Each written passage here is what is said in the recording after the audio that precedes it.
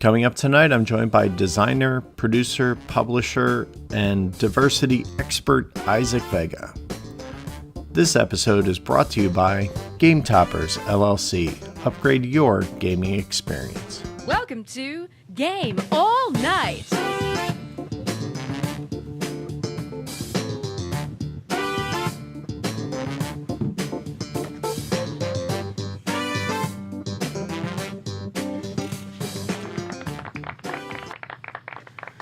Well, hello and welcome to another Game All Night. I am going to be joined shortly by Isaac Vega, but as you can see down below, we have Dan phoning it in from vacation. How are you doing, Mr. Dan? I've got sun. Mostly I've got thunderstorms this week, if I'm totally honest. But today, sun. It's beautiful. We've got beers in the fridge. We've got board games set up in the shore house. Everything is wonderful right here. Well, you can't go wrong with that, right? Do you have a beverage in your hand at the moment? The beverage is about to follow, by the way. As soon as I manage to slip off camera here for a second, I'm going to go ahead and raid the beer fridge. But you see, I took my responsibilities so close to heart that here I am on my vacation from the Jersey Shore, making sure that I'm here for Isaac. Yeah.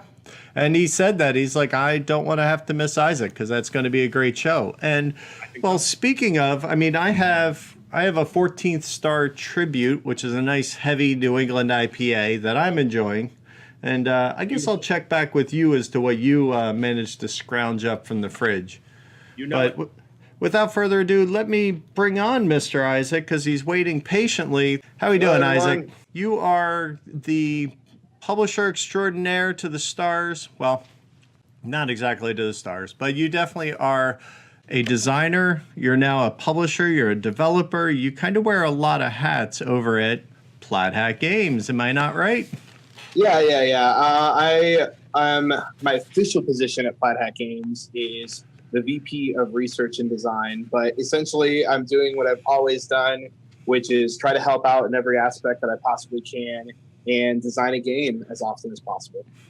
That sounds pretty cool to me. I mean, that's kind of what we all want to do, right? Design games, make them. So your role changed a lot. You kind of came on the scene out of nowhere, Cinderella boy out of nowhere. And you really kind of, one of your first games was Dead of Winter. And you really kind of came out swinging. Am I not right? Yeah, Dead of Winter was my third game. I started off with City of Remnants, and I was lucky enough for my second game to work on BioShock Infinite, the board game. And Dead of Winter was really like my first opportunity to actually kind of like, I've learned things now. I know what this industry is looking for. I know how people act in this industry. And we saw a little bit of something missing, especially in the zombie theme. And we wanted to go ahead and bring that to life. And luckily, Dead of Winter was well received and people really enjoyed it. That's awesome. I mean, it's definitely been, I guess that's what you call an evergreen, right? It's just one that just doesn't stop selling. And it seems, so far. Yeah. but come on, it's been what? Now. 4 years, right? And it's also on what, version number 3, if we want to count Flick 'em Up Dead of Winter by now? If you want to count Flick 'em Up Dead of Winter, for sure. I think you kind of can, right? I mean, it's still the license. It's still going on. It's a fun game. Absolutely. I think it, Flick 'em Up, I want to be this game, and it ends up being this game. And I'm like, it's too long, it's too big, it takes too long. But the Dead of Winter variant and the way that you guys make it different than the original really works. Like thank you. You did a great job. It was a lot of fun to work on that project. There's a lot of people giving their input, and it turned out to be something really interesting, a lot of fun. Right. I mean, I totally didn't expect it to be as different of a product from its parent as it ended up being. And it ended up being a lot of fun. So good job. Oh, well, thank you. Thank you. So let's rewind. So you make Dead of Winter, and then the next big thing turns out to be Ashes, was the next big project that you kind of got working on and started to roll Yeah. before you guys got bought in any event, right? Correct. We launched Ashes the day we announced we were being bought. So it was pretty much all at the same time. Right? When it rains, it pours, as Dan will tell you. The first time. So then the merger happens, and I know a lot of the information's out there, and if anybody listens to the Plaid Hat podcast, you guys are very open and upfront about how business life and personal life has changed. But the biggest, I think, yeah, you got bought, and I mean, that's not crazy. It doesn't feel like the Asmodee was the big nasty animal we thought it was, because it seems to be like they just bought a lot of groups and let them still kind of do their own thing, but share some resources. So it didn't turn out to be that, but you did end up moving, yeah, but 2,000 miles. It was honestly completely unrelated to the purchase. We had already been planning to move down from Ohio to Texas now about 3 years ago now. And we were just kind of like, we were in a very small town called Woodville, Ohio. And we were ready to kind of like go towards somewhere that had a little bit more going on. And luckily enough, we had somebody that we were working with very closely, Jerry, the designer of Mice and Mystics and Stuffed Fables, who lived down here. And we had a lot of other people that we connected with in the Dallas area. So we just thought it was going to be a good fit for us and our company. And I don't regret it at all. I'm so happy to be down here. I have a house in Plano now, and I enjoy my life quite a bit. So it definitely sounds like it was good for you. Has it been as good for the company and everybody else in the same time? Yeah, I think so. I mean, we've also expanded the company since we've gotten down here. Jerry was able to join us full time. We have a new graphic designer, Kendall, and she's been a great addition to the team. We wouldn't have met Colin down here, who's our social media coordinator, and he's also been a great addition to the team. And being closer to Chad, who's done a lot of the sculpts for a lot of our games, has also been a great asset. We even had Alex move down, which is a great friend of ours and hosts the podcast too. Right. So it's been a good transition for us. The only one that I can say probably still misses home, which is not Ohio, is Dave, our first graphic designer, because he's originally from California. So you can't really beat California as far as weather. No. So yeah, but everybody else we're all having a good time. We're much more content being in Texas, especially because we were so done with snow and gray skies and rain and all that stuff during the winter months. And this just energized us so much more. And we're kind of more like suburby cities people kind of, anyways, we're kind of out in the country, out there. And that's where I've grown up and all my life. And it wasn't too bad, but I kind of needed to change, so I just wanted to be somewhere else that had a little bit more activity going on. So speaking of your personal life, did you find anything like big and crazy in Texas, or was it just kind of like more of the same, or did it meet all your expectations? It sounds like it was a good move on that front. Yeah, it was a good fit. It allowed me to grow, to kind of take steps towards, finding a better relationship, and also, just kind of like, I bought my first house out here. I've never had a house before, so had that for almost 2 years now, and that's pretty crazy to me. I didn't think I would have a house like for so long. So that has been a great transition for me personally. And there's just a lot of cool people down here, and just a lot of different activities that I just wouldn't have had access to in Ohio. So even though you moved further away from Gen Con, well worth it. Every ounce. Totally. Yeah, we don't drive Gen Con anymore, which it was a nice 4-hour trip, but we're close to the DFW airport. We have no complaints. We can fly anywhere we need to. So, but you still have BGG Con in your back door, pretty much. Yes, and that is really cool. That is really cool. So you can't go wrong with that. So sounds like things are good. And now anybody who paid attention to the flow of product out of Plaid Hat knows that you guys you had a lot of irons in the fire, and then all of a sudden it just kind of ground to a halt as you worked through the merger and what that entailed. Because you just got done merging with Philosophia. Right. Not too much longer. We were originally purchased by F2Z, and then F2Z was purchased by Asmodee. So that was quite, a transitionary period. That's a lot to go through, but luckily it's been a really cool transition, and it's all been working out very well. And we just we've been through a month of quite a few announcements, so we're kind of back rolling out a lot of cool things, and I'm glad that people can finally see us again at this point. Yeah, and I definitely think, from a production standpoint, do you see that it's more about the production time and the lead time than it is about the hype time? Because I know you guys also used to hype pretty early, like, oh, we're working on this really cool thing. And then it would be like time would go. And, I'm sure that had to be a struggle, right? Because people get hyped about things and then you kind of missed a window of opportunity. Well, I think that our industry has changed a lot since we were our own company. There's definitely a lot more things coming out. There's a lot more competition out there. It can seem like this is, one game is at the top of the hotness and it's the biggest thing this week, and then 3 other games get announced and suddenly those are the things people are talking about. So we used to announce a lot earlier, but once you become part of a bigger company, there's certain things that you kind of have to get used to and try to make sure that we're not kind of shooting ourselves in the foot a lot. We were a lot more indie, so we could say a lot more things and then take those things back and people would forgive us. But now, since we have more experience, people know what to expect from us. We have to be a little bit more cautious with all the things that we have in the fire, and want to make sure that each thing that we're talking about is getting its proper time out there, its proper attention, because we also don't want to be completely covering up everything else that we're announcing as well. Right. So now you personally went from 0 to 100 in about 3.5 to 4 years, because first you're just kind of dabbling in designing, and then next thing you know, you turned full time kind of rapidly. It was about a 3-year transition for me. I was just starting to get into the board game hobby itself, and I was just falling in love with it.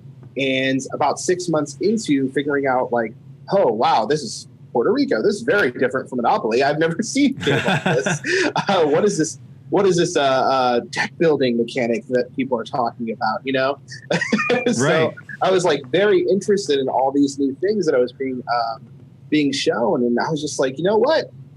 Why not give it a try? This is something that I think would be a lot of fun, and I really enjoyed designing once I started. And once I met Colby, I was able to continue that pathway. And it took about 3 years before we could go ahead and have Plaid Hat actually hire me on full time.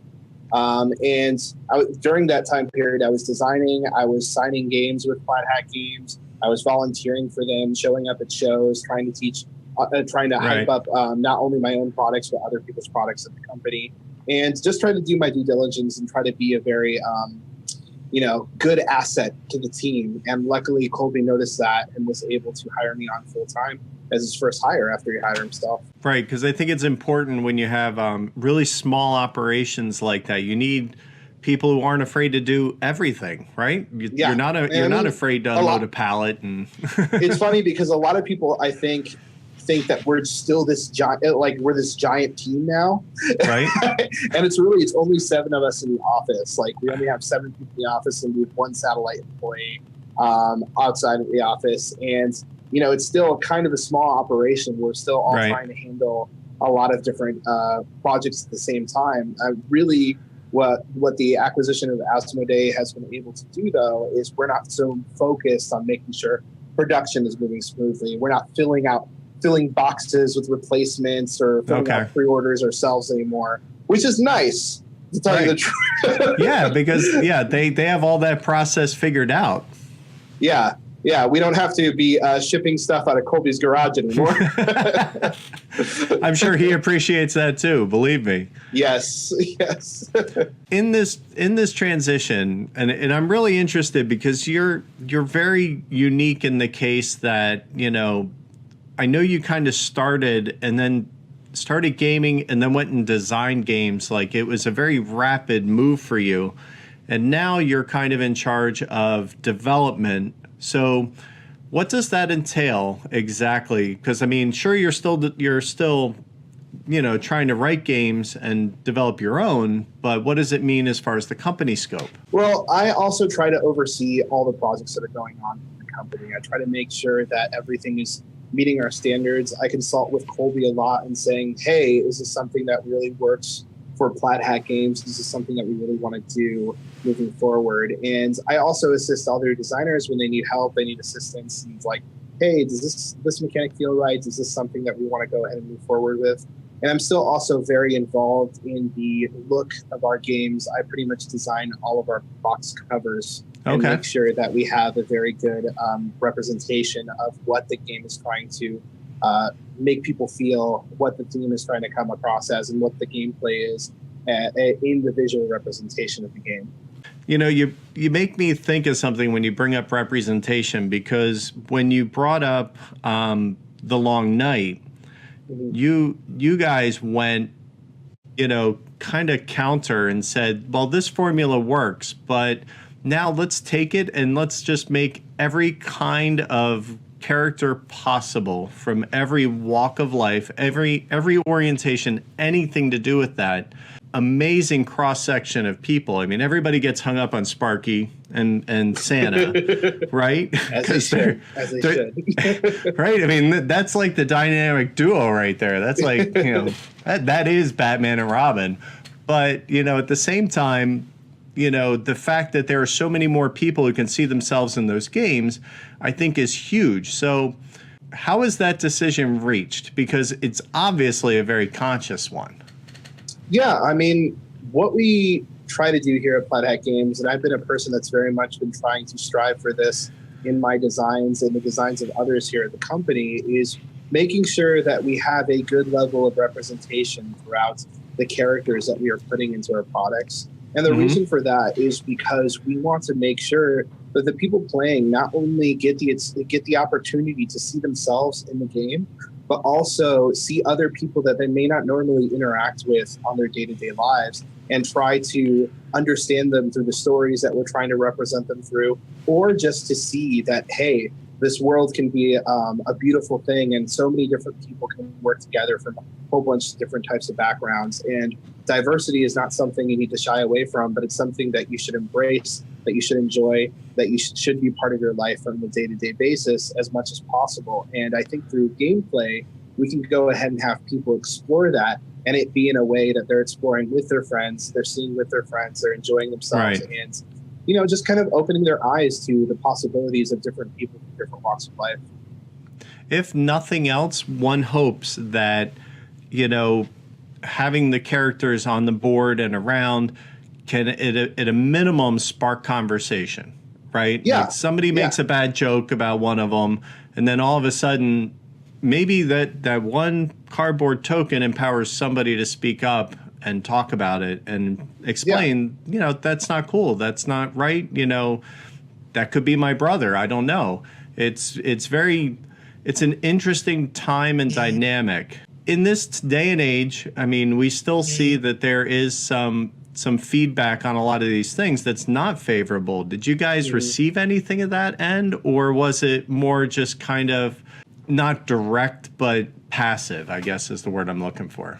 I think every company that decides to go down this path gets a little bit of feedback that's not necessarily the most positive. Luckily, when we first introduced Dead of Winter, there wasn't a lot more games out there trying to do this kind of thing, and it was received incredibly well. People were really positive about the level of representation, have been ever since we've continued to try to continue that trend with many of the games that we've continued to release.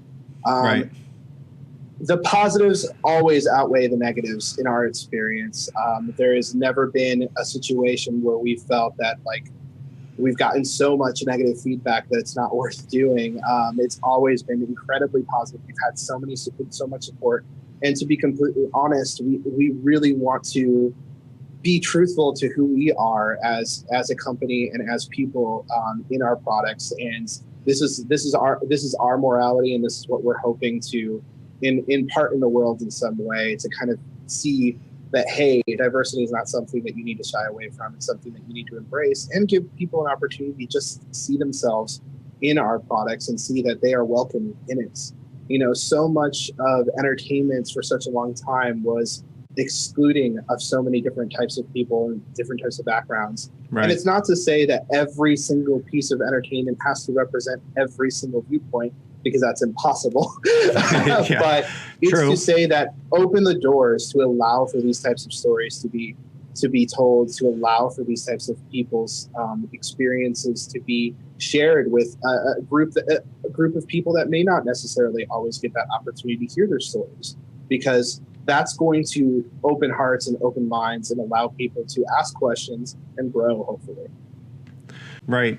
Now, what kind of advice do you think you would give somebody who wants to add diversity to, say, a game is a good place to start, but is afraid that it might come off as disingenuous or pandering? Because if I were to design a game, as Ernest Cline likes to say, I'm playing life on easy mode, right? I'm middle-aged white male in the US of A, right? That's the easiest mode that's out there. So if I were to design a game, I might feel that trying to build diversity into that could be difficult, because I'm not coming from this experience. I don't know. But how would you tell somebody like me, say, because I imagine there's a lot of designers that fit my shoes, how would you tell them or help them to incorporate these elements more into games so we see it more often? I think the best way to approach that kind of thing, and I've had this experience myself, like Colby's come in and asked me questions like, hey, is this the right way to represent a person of color? Is this the right way to represent someone who's gay?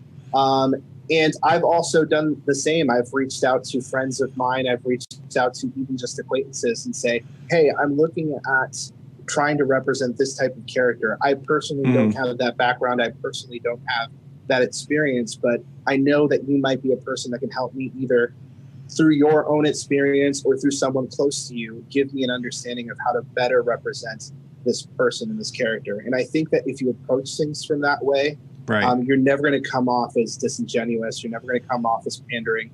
You're going to come off as someone who's doing their research, doing their due diligence, and trying in their best way possible to give, open up their audience and give more diversity to the things that you're trying to produce.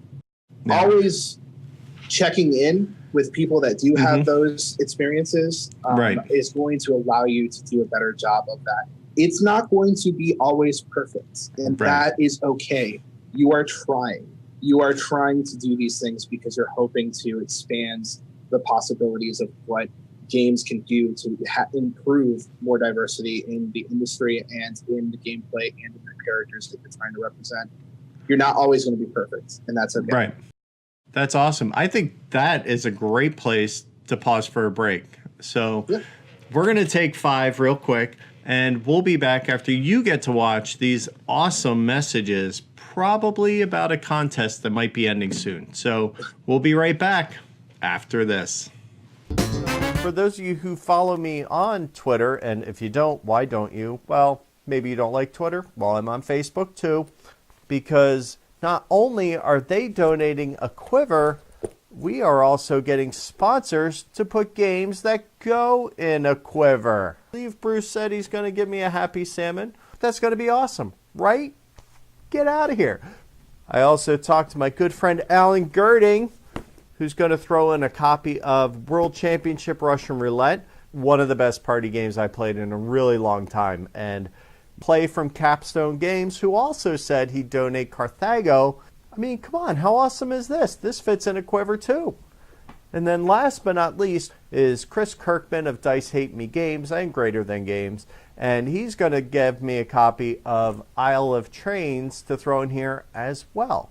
Maybe I'll put one right here so you can see what it is. Yes, we're going to do a raffle, but the raffle's going to be share here, like here, put this on Twitter, put this on Facebook. It's going to be one of those. You're going to have to jump through a few hoops, but come on.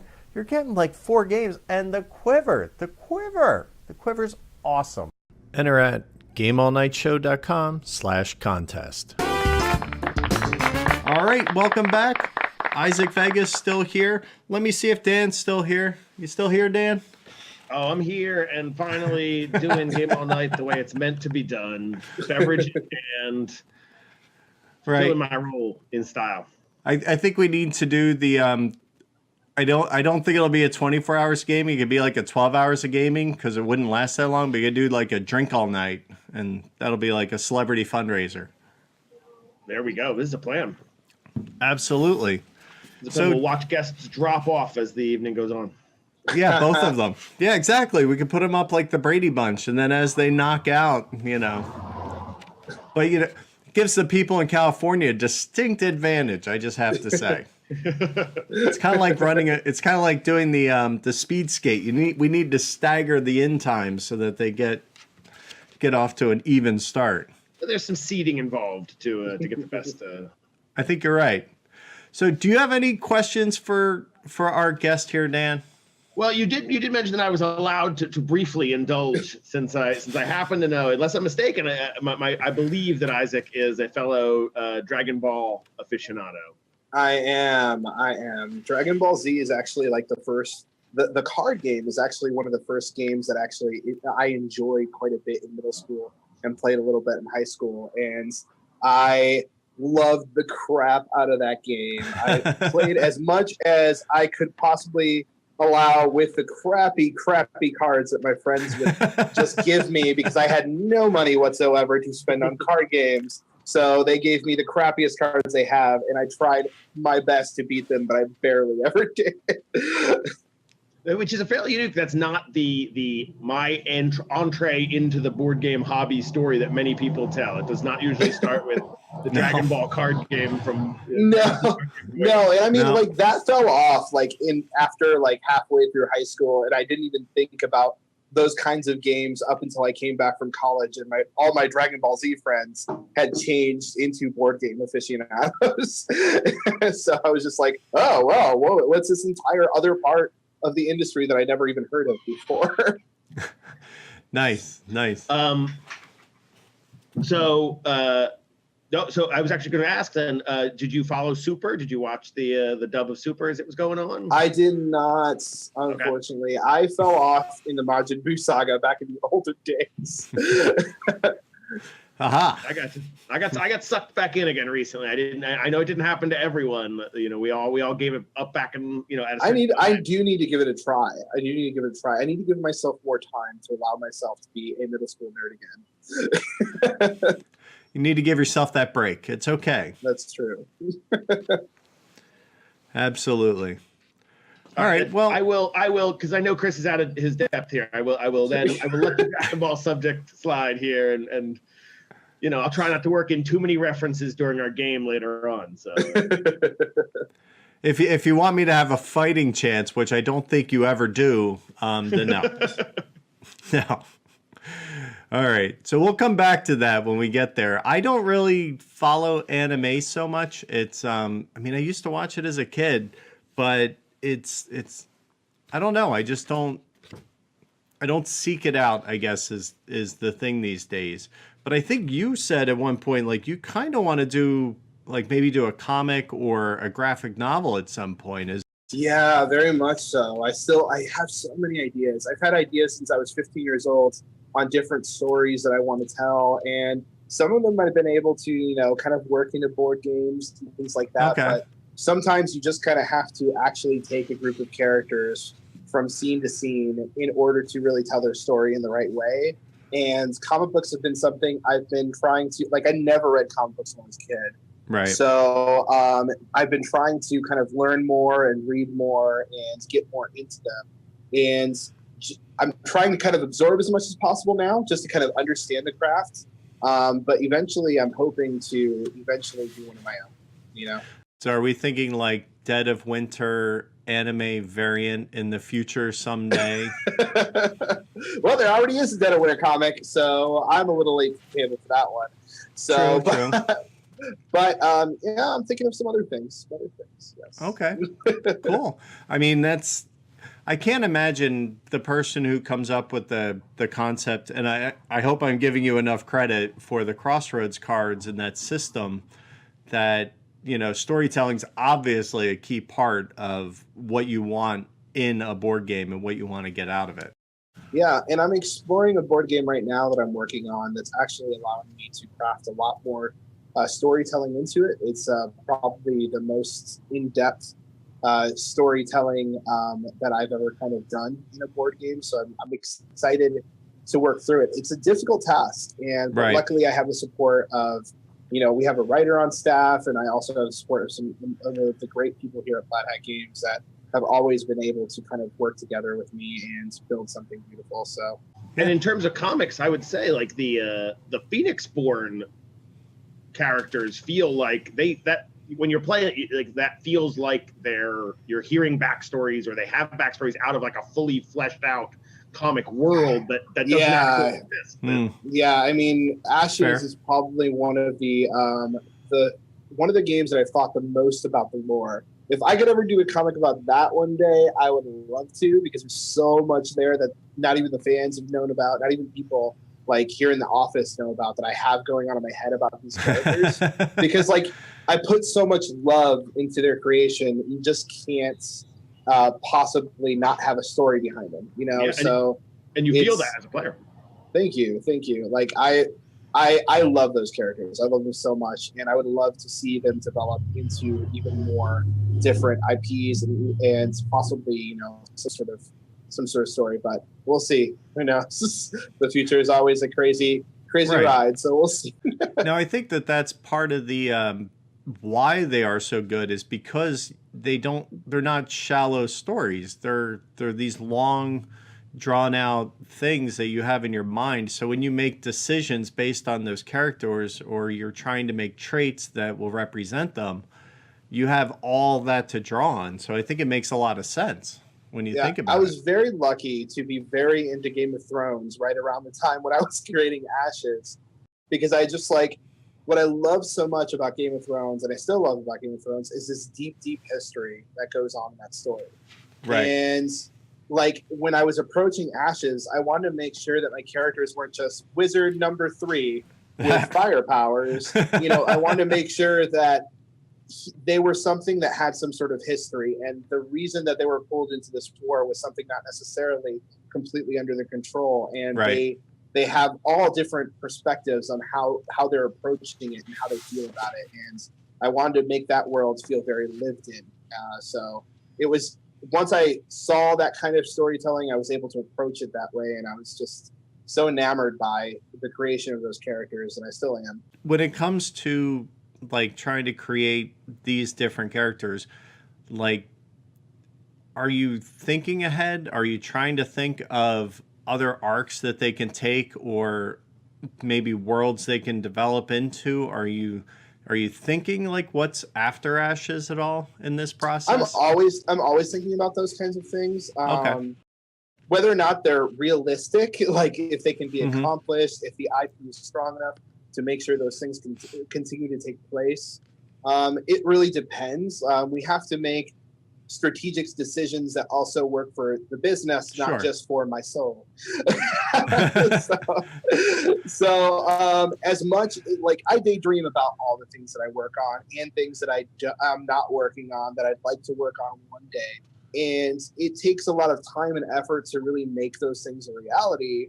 So I have to focus sometimes on things, and sometimes things that I wish I could have done or I wish I could be working on, it has to take the back seat for a while in order for other things to take priority and come to reality. But yeah, there's plenty of worlds and things that I would like to see a lot of the characters that I've worked on even move forward, like even all the way back to my original game, City of Remnants. Like I still think about that storyline and the things that are going on in that world too. And like that's I think that's always going to be a part of the way my mind works, unfortunately. Well, I think it makes sense. And, it's one of the reasons why I think, Plaid Hat's where you belong, because I would argue that, Mice and Mystics, that kind of shows that you guys really have always paid attention to the kind of storytelling and that character building that comes out of a game. And it can be in a board game, and it can be in a board game for younger people and children too. It doesn't have to be, scary dragons and wizard number 5 at all. It can be It can be a lot. I think that we've always approached our design process, and I always love saying this, is that what I love to do is make worlds in a box. You know, like that is a way I approach my design. I try to marry all the mechanics and the theme together as much as possible and try to make sense. Like, if I was a character in this world, am what I'm doing right now make sense to what I'm trying to accomplish? And I've always tried to approach things in that way. Of course, board games, you have to kind of simplify things sometimes and change things a little bit in order for them to work mechanically. But for the most part, I try to marry theme mechanics as much as possible. And I think that that's key, because I think otherwise, if you don't marry them, it's not theme, it's just setting, right? It's just where things happen and when. It really has no other bearing. It makes a lot of sense. So you got to tell me, how did it feel to watch one of your games get played on Geek and Sundry on Tabletop Day? That was really cool. That's really got to be a highlight, right? Yeah. I mean, there's so many highlights. There's so many things that the Dead of Winter, BioShock was really kind of my first foray into it, because it was like, what was really interesting with BioShock is that I went to college to try to become a video designer. Like, that's originally what I wanted to do. And I ended up dropping out of college because I remember my professor saying this distinctly. It's like, you're going to go ahead and do this for about 10 to 15 years, and then maybe someone will listen to one of your ideas. Wow. And I was just like, what? Like, I came to do this because I wanted to, like, make stories, and I wanted to do it this way, and I wanted to be like, I wanted people to kind of hear my ideas and things like that. And I was just like, I don't want to be someone's grunt for 15 years. That's not what I was hoping to do. So I got really disillusioned. I was like, I'm gonna get a real job and work in the insurance industry and forget all this crazy stuff. Unfortunately, that did not last. Oh, well, fortunately, that did not last too long. And I discovered board games, and that was a medium that I could easily, pour my heart and my ideas and my world building into, and create something that was not only just my own, but with a group of people that could, really create something really quickly and interestingly, and kind of live in this new universe that we were working together in. I really, really, really enjoy building these characters and making them come to life. And I don't know what else I would do with myself if that's what I'm doing.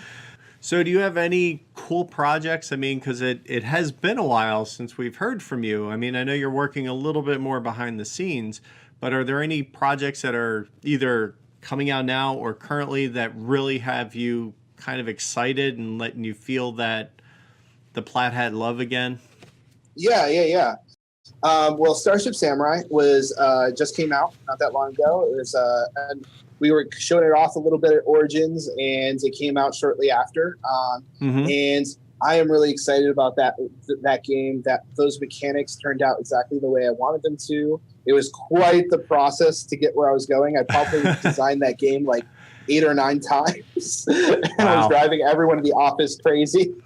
But once we found the thing that really worked out, man, I was just excited on how everything flowed. Because what I really wanted was design an area control game that had all of the epic feelings of kind of these big swing moments, but did not require so much rules and so much things bogging them down. And I was really jealous of all of these people designing giant miniature awesome games. Sure. There's a couple of them. So I very much wanted to design something like that, kind of bring in this toy factor. And when I thought about it and kind of was like, what themes do I want to approach and how do I want to approach it? I was like, man, why aren't there that many Gundam-esque or mecha type games in the board game industry that kind of have this giant space mech fighting feel? And I wanted to really approach something like that and tried to marry the theme again with the game mechanics as much as possible. And I think something special really came out of that. So what would you say is your favorite mechanic in that? Oh man, I think my favorite mechanic in it is the order system. What we have going on there is that you have these 4 order tokens that are numbered 1 through 4. And depending on what action you decide to place those tokens on, that modifies that action to let you do that many times. So let's say you want to move 3 units, so you place your 3 token on there. But now you've used your 3 token. Now, where do you want to go ahead and use your others? So it's kind of this really interesting push and pull. Like, I have these tokens that vary in power. How do I want to go ahead and utilize the actions that are in front of me in the best way possible with these tokens based on the situation I'm currently in? And that simple system really has a lot of depth to it the more that you play around with it. Right. No, it sounds pretty cool. So what else? Because you were about to say something before I interrupted you. So I have another game that we just announced. Wow. This one's called Neon Gods, and this one's really psychedelic. We're basing it in the future year of 2009. So the entire base on the theme is trying to get that 70s and 80s vibe of what they thought back then the future would be like. So it's I remember what they thought it was going to be like. I want my hoverboard, damn it. Yes. So it's this grimy, futuristic city with a whole bunch of neon lights and these very eccentric, crazy-looking characters. And what we're trying to do with this game is that we were trying to reapproach City of Remnants, actually, my first game, because it was a game that got a lot of critical acclaim. But honestly, like, we could have done a better job on it. So it was a good opportunity to kind of look at the theme, look at the art, look at the different mechanics. How do we simplify it? How do we bring it to, kind of to this era and make people reapproach the game in a simpler, easier way that still has all of the different pushing and pulling that we enjoyed from the original game. And I think what came out of that was something really special. The game turned out gorgeously. The board is amazing. The miniatures are awesome. I was playing it the other night, and I was just taking so many pictures of our gameplay and putting it up on Twitter because I was just so excited about how everything had turned out. One of the things that I was very disappointed in the first game was how it turned out visually. And I took over art direction when Dead of Winter came along, and since then we've been trying to up our quality and make sure things look really good. And the Neon Gods box is probably one of my favorite box designs that I've ever done. It's just an amazing shot of all of the characters just in this all-out brawl, just being lit by neon lights, and I just absolutely love it. So what's the kind of key mechanism or conceit in this one? So I'm playing around with area control again because that's what because you can.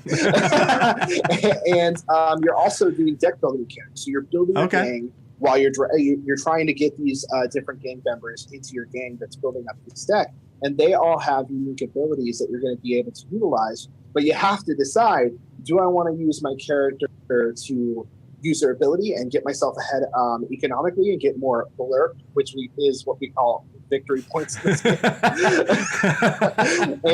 Or do I want to go ahead and utilize my guys to fight and take over territory?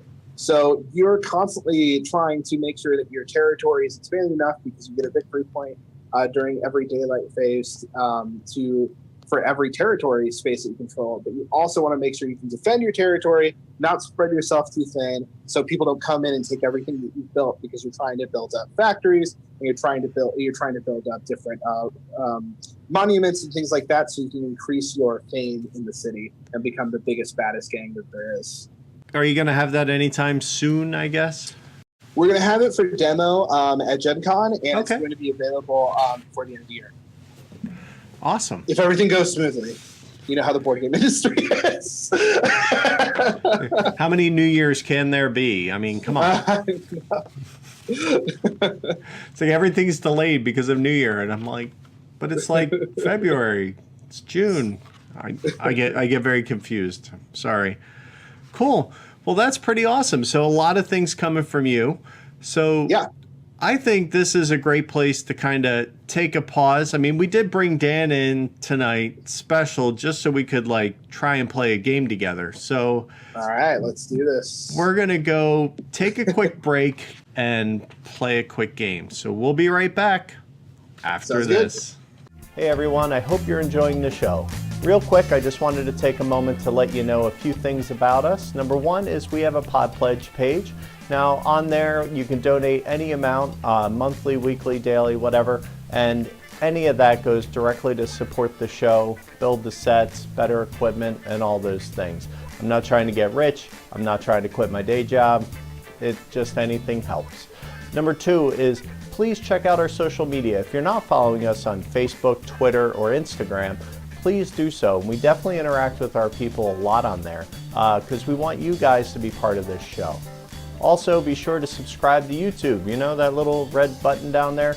Make sure you're clicking that, and also do the bell icon so that you can get notified whenever we post a video. Once, twice, maybe 3 times a week. Lastly, please be sure to tell your friends. Whether you retweet something, whether you go out and you tell them about the channel, show them a show, anything you can do to get the word out, we would greatly appreciate it. So that's it. I'm now going to return you to your regularly scheduled program.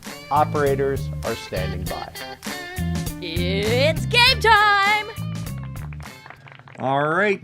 Well, welcome back, everyone. Isaac has still stuck around. I constantly am surprised that people hang out sometimes, Isaac, and I don't know why. I mean, it's 23 episodes in. I should realize they're hanging out for the game because that's what you're here for. Yes, and the fact that my door is locked at this time. Awesome. So let's bring in our master of ceremony, our game master extraordinaire, Dan the bartender, reporting on location somewhere in Jersey. Stormy Jersey, obviously, otherwise he'd be outside eating better food and hanging out than he would be here. Now that we are in the twilight hours here at the beach, so Nice. before our light fades, let's get us in a game. Absolutely. What do you have planned for us tonight, sir?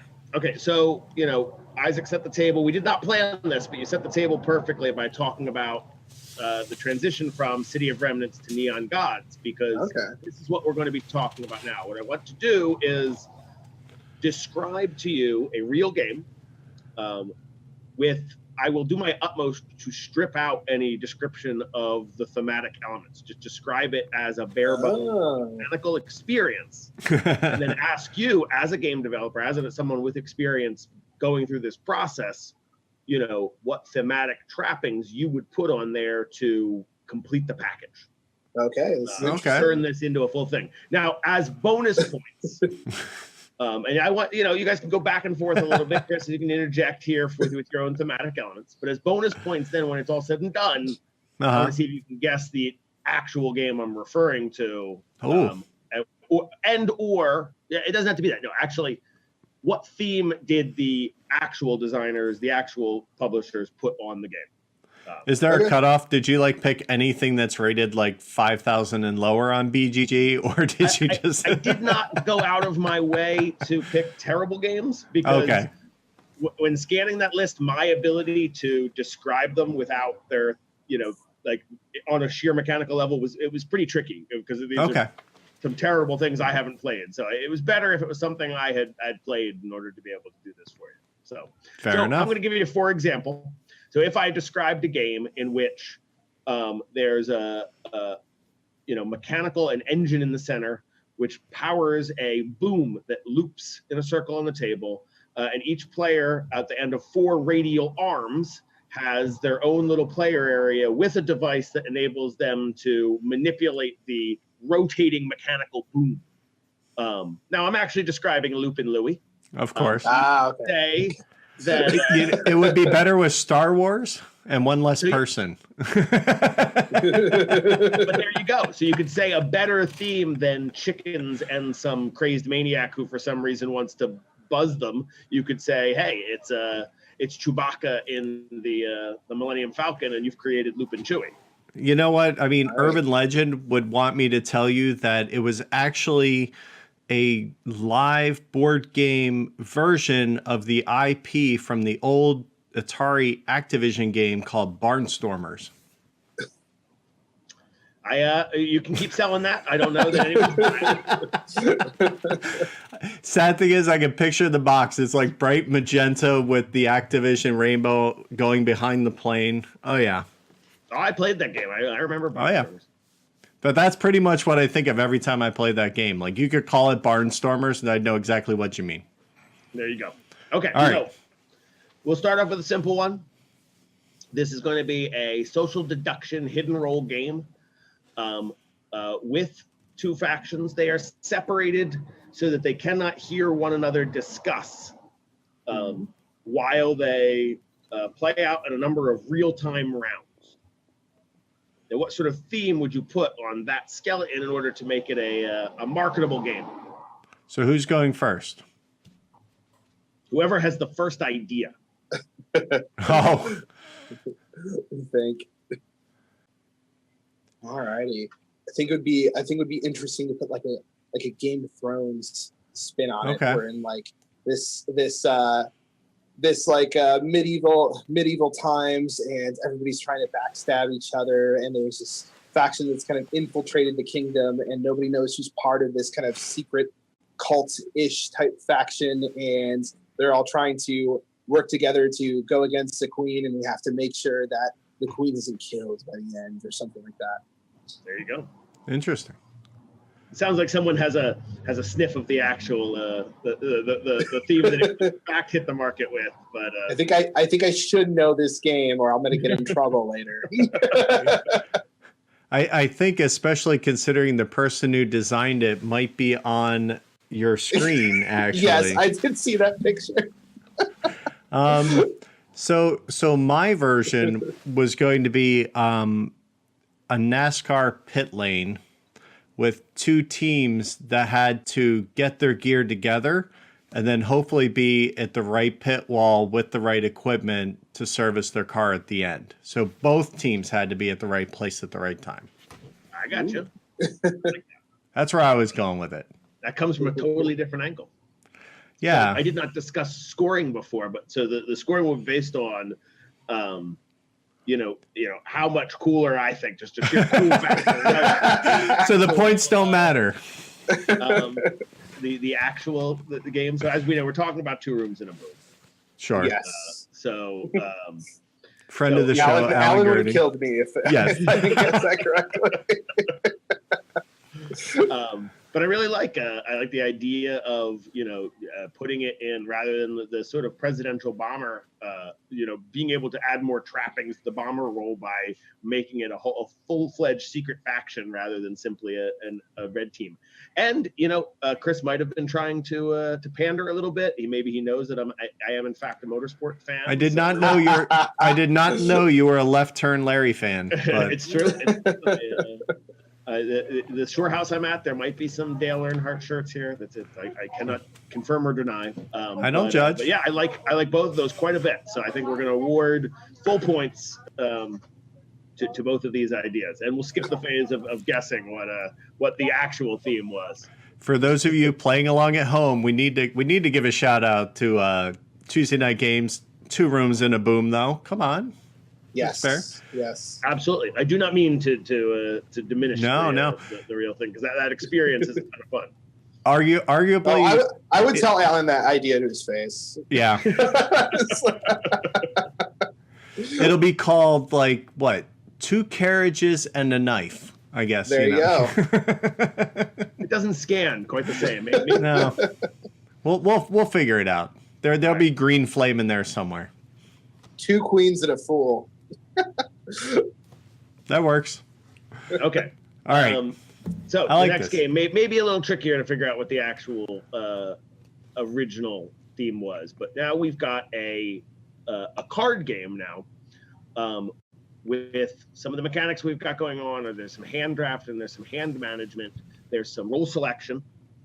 But when you play this game, the board will be constructed using the cards themselves. So you have a set of cards laid out which represent your modular board, and there's going to be a point-to-point movement element using those cards laid out on the board. See, it's funny now you have me thinking like this would be a good. I'm thinking like a mech card tactical game. So like you get. Your roles are going to be the different things that can build the mechs or deploy the mechs or, empower them to do different things. And then the actual drafting of mechs are what go out. And then that allows you to build your force, which then can do pinpoint movement to get to an objective. That's what I'm thinking. So I kind of want to do like a Gundam mech, BattleTech kind of, but more of the space flight, full suit kind of thing.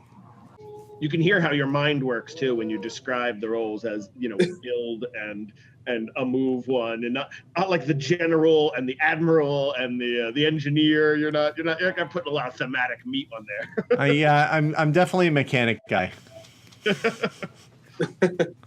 I'm having a hard time with this one. It's mostly because I can't pinpoint what the actual the real. Well, that's game a good is, thing. So I'm having a hard time with that one. I have a guess, but I don't know. I was thinking that it might be interesting to do like some sort of giant forest fire, and you're all people that were like camping, and you're trying to get out quickly, and the path just keeps changing, and things like keep taking place, and you all just have these interesting backgrounds that kind of let you like find out the best way to weave throughout everything. But I don't know, that's kind of dark. Yeah, what happens if you don't win? I know. Oops. Yeah, but I appreciate that it's fire and not like, you know, zombies or, you know, the guy with an axe, like the tropes. That's cool. Yeah, actually, it was immediately more appealing. There was the idea. Yeah. We've certainly never played anything where you're trying to escape a forest fire as the woods collapse around you. That's cool. Yeah. I want to play that game. I do. That'd be a good escape game, I think. Now, so before I reveal here, for bonus points, does anyone have a guess at what the theme might have been? You don't have to name the game, but what the theme might have been of the original of that. I think it's Pixel Tactics. Pixel Tactics doesn't have a movement component. No. That I can recall. You called it a guess for a reason. And I can't imagine if I haven't played Summoner Wars, but I'm guessing Isaac has at some point. So he would call it out if it was that. Maybe I missed a part of it, so I'm not sure. I caught Summoner Wars. If it is, we'll have to edit that out. I would be very embarrassed if it was. It's only the game that literally founded the company you work for. It's completely all right. This would have been a much better plan for the game if I just did things that like every one of them would be terrible for Isaac not to know. Oh my gosh. His own designs in there. It's good. It's good that you did it, because if I pitched a theme, people would want more. Right. And we'd get a whole bunch of emails about that. This is true. The internet will speak. Your best ideas for the office, not for the game show.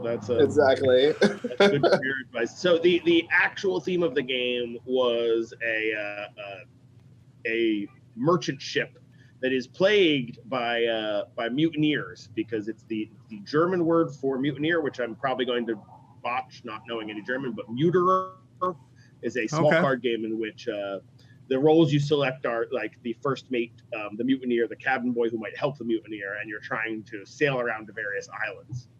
And I do like that theme like a bit. I like that. I'm a big fan of that game. It does a lot in a small deck of cards.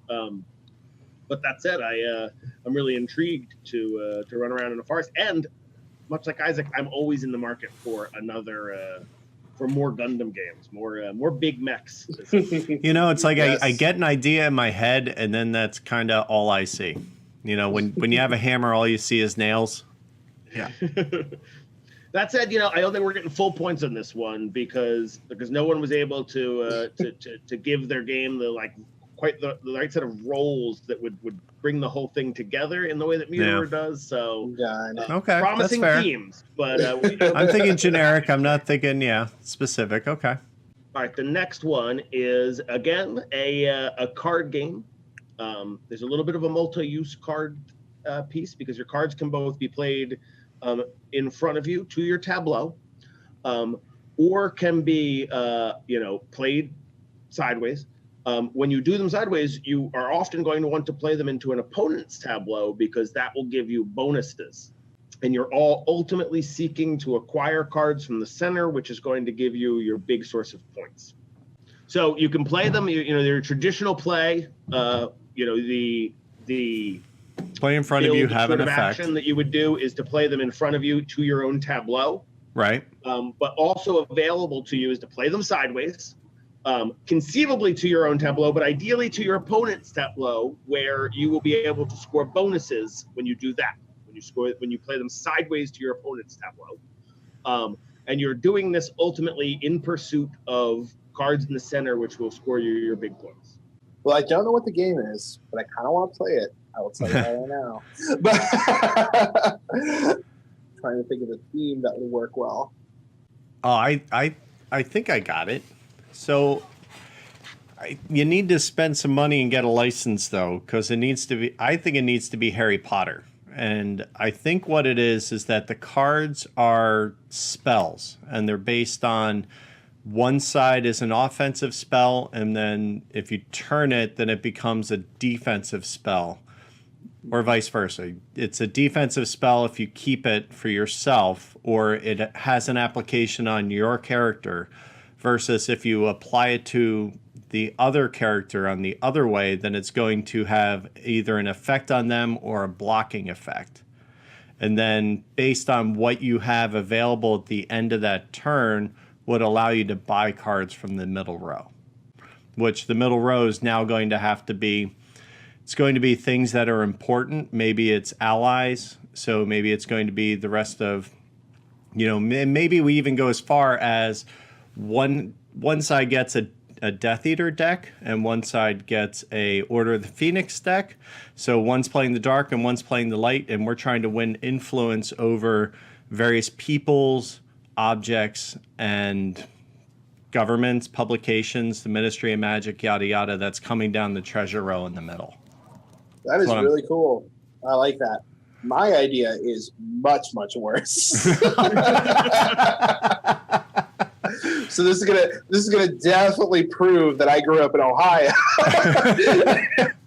So I'm thinking that you're some sort of farmer or 4-H kid, and you're raising all of these like terrible farm animals, and you're trying to get the runts of the litter, or like foxes and things, into other people's farms, so that when you go to the big 4-H fair in the middle, like, you have the best animals to show at the fair. I tell you, with the right art, though, that can pop. That needs the right artist. Like, if you want to pitch it to Chris Kirkman, you might have, like, Isaac probably has the edge, because Dice Hate Me published this as Isle of Trains, in which you're building. So when your tableau in front of you is the train cars, your engines, and your various different types of cars, and then when you play them sideways, it's the goods you can load in the car. It's coal, or it's interesting grain, and you're trying to use those goods to fulfill contracts. So I think that you might hit the Americana note that Dice Hate Me is like.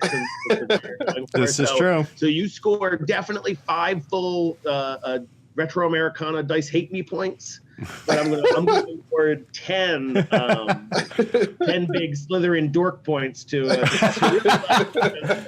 I honestly forgot. You lit up with ideas about. Yeah, that was good. About theme when you described that. Well, I had to, because I don't want to get bogged down in mechanics again. I get dinged for that. Okay, I think my light says we have time for one more game if we want to do this. Shall we? All right, awesome. And by light, I think you mean battery left in your screen. Okay, so this one is nominally the mechanisms involve area control, roll and move, tile placement. But what you're actually doing, in this case, your tiles are longer than they are wide. And when you place them, you're going to place them where one half of them covers half of someone else's tile.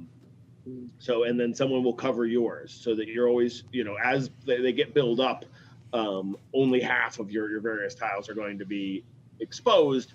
And your roll mechanic is that you're actually rolling to move a common piece that doesn't belong to any single player around the board, who then initiate scoring rounds based on the tile placement that you've done elsewhere.